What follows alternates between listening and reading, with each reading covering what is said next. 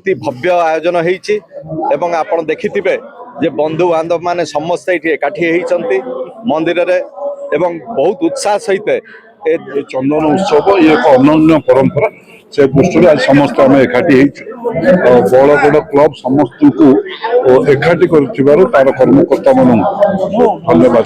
सुस्थ समाज गढ़ा समस्त मन आग निर्मल हवा दरकार समस्ते मनरू आग ठंडा हवा दरकार मुझे कहि समस्ते शांति रुहतु भलरे रुहतु जय जगन्नाथ कहले कम हम से आमर समस्त वयोज्येष्ठ व्यक्ति से सब बयस बहुत बड़ आमर सब बापा मानकर बयस हिसाब से जो आयोजन कर भगवान से शक्ति देते लिंगराज से बल दे पार्टी आज पीढ़ी भी करना समस्त एकाठी कर बजाई रखिंट से अशेष अशेष धन्यवाद आ शुभेच्छा अभिनंदन एमती से करंतु सुस्थ रुहंतु आगु बढ़ंतु धन्यवाद। आज बौड़गड़ क्लब तरफ जो आयोजन कराई चंदन यात्रा जो ये जो रज महोत्सव जो प्रथम दिन जोटा ये कराई बहुत ही भव्य आयोजन होती एवं आपण देखिथिबे जे बंधु बांधव माने समस्त ये एकाठी होती मंदिर रे एवं बहुत उत्साह सहित पालन करा जाउचे येटाकू एवं बहुत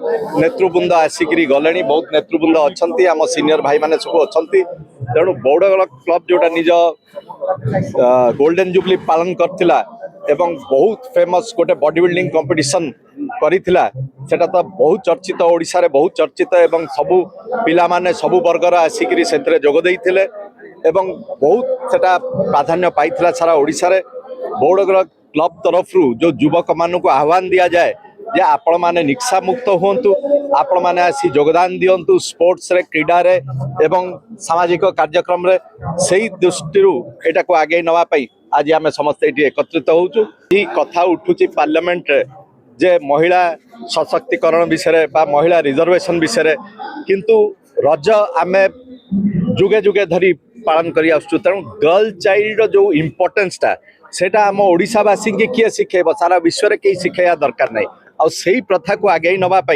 बौड़गड़ क्लब तरफ जो आयोजन कराई एटा एक न्यारा आयोजन एवं बहुत सारा सबू युवक युवती माने एथरे जोग देइचंती तापई बहुत बहुत शुभेच्छा।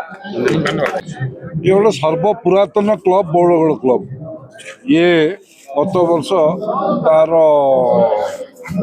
गोल्डन जुबली पालन कर सारी आमर समस्त सौभाग्य ये एकाम्र क्षेत्र महाप्रभु लिंगराज क्षेत्र में ये जो ऐतिह्य परंपरा अच्छी बैशाख मासर ज्येष्ठ मासर रौद्र तापर जो ताप उत्ताप थाए ताकू शीतल करने भगवान तो आमर मानवीय लीला करती ता सहित आज समस्त सांग साथी बंधु बांधव एकाठी ये चंदन उत्सव ये एक अनन्य परंपरा से दृष्टि आज समस्त आम एकाठी बड़गड़ क्लब समस्त को एकाठी तार कर्मकर्ता मान धन्यवाद।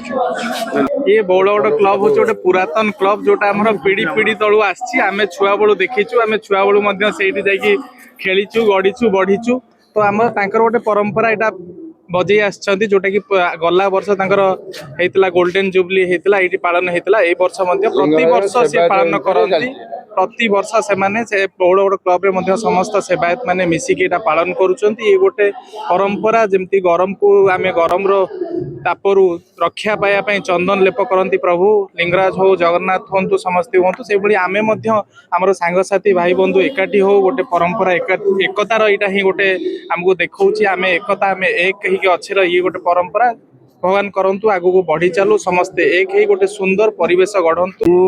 राधानाथ महापात्र संपादक बौड़गड़ क्लब आमर ये फंक्शन क्लब तो आमर 50 वर्ष पूर्ति कला यही जानुआरी मसरे आमर गोल्डन जुबली पालन कला ता पूर्वर आमर ए फंक्शन आगुरी जगती संपन्न कराला विंशर मझीरे लिंगराज महाप्रभुंकर चंदन परे परे आमर प्रथम गोटे क्लब जी कि जगती करते समस्त जुड़े करते यही परंपरा बर्तमान समस्ते जहाँ उत्साह पालन कर आम भी यहाँ से गोटे युवक पानी बुड़ी मरीजा पर आम फंक्शन बंद हो किसी दिन चलला आमर मुक्तेश्वर भितर बर्तमान ये गोसार रे गत वर्ष आम चलती ଏଥିରେ ଆଜିର ଆମର ସନ୍ଧ୍ୟା କାର୍ଯ୍ୟକ୍ରମ ଆରମ୍ଭ ହୋଇଥିଲା।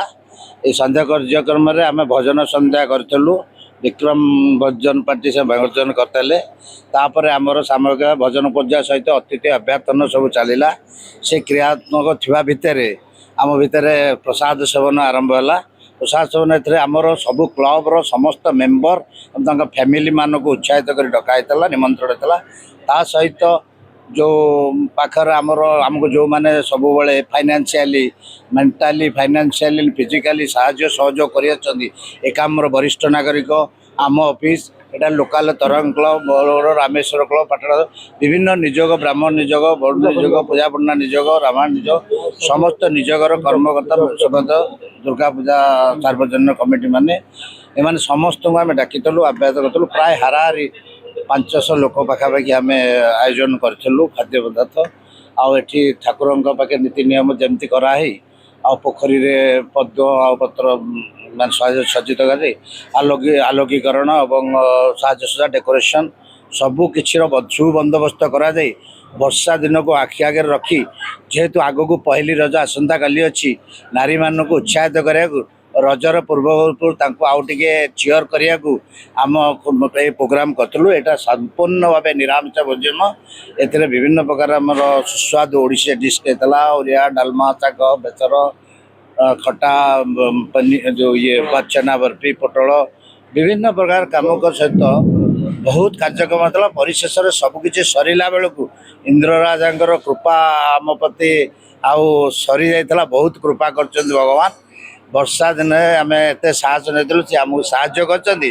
ଆଉ ସରିଲା ପରେ ଆମକୁ ଯେଉଁ ହାଲିଆ ମାରିବା ପାଇଁ ବର୍ଷାଟେ କରିଦେଲେ ଆମେ ବହୁତ ଖୁସି। ଏ ବର୍ଷ ବହୁତ ଆର ବର୍ଷ ଫସଲ ହେଇଥିଲା, ଗୋଲ୍ଡେନ୍ ଜୁବଲି ହେଇଥିଲା। ଭଗବାନଙ୍କ କୃପାରୁ ଆମ କ୍ଲବ୍ ଦୀର୍ଘ ଦିନ ଧରି ଏଠି ବିଗିନିଂରୁ 1975 ମଧ୍ୟରୁ all over boxing competition, swimming competition ସବୁ ପ୍ରକାର ପ୍ରୋଗ୍ରାମ୍ ଏଠି ଆମେ ଆରମ୍ଭ କରିଥିଲୁ। କ୍ଲବର ସଭାପତି ରବି ପଟ୍ଟନାୟକ ଇଞ୍ଜିନିୟର ତାଙ୍କ ନେତୃତ୍ୱାଧୀନରେ ବିଭିନ୍ନ ସମୟରେ ବିଭିନ୍ନ ମାନ୍ୟଗଣ୍ୟ ବ୍ୟକ୍ତି ଆମକୁ ଉତ୍ସାହିତ କରିଆସୁଛନ୍ତି। ଆମେ ସେତେବେଳର ବିଭିନ୍ନ ପ୍ରକାର ସାମାଜିକ କାର୍ଯ୍ୟକ୍ରମ ମନ୍ଦିର ଶିବରାତ୍ରିଠୁ ଆରମ୍ଭ କରି ଯେକୌଣସି ସାମାଜିକତା ଆମେ ସାମୂହିକ ଭାବେ ସବୁବେଳେ ସେବା ପ୍ରଦାନ କରିଆସୁଛୁ। ଭଗବାନ ଆମର ସେବା ପ୍ରଦାନ ପାଇଁ ଆମର ସାନଟିର ଛକରେ କ୍ଲବ୍ଟି ଥିଲା।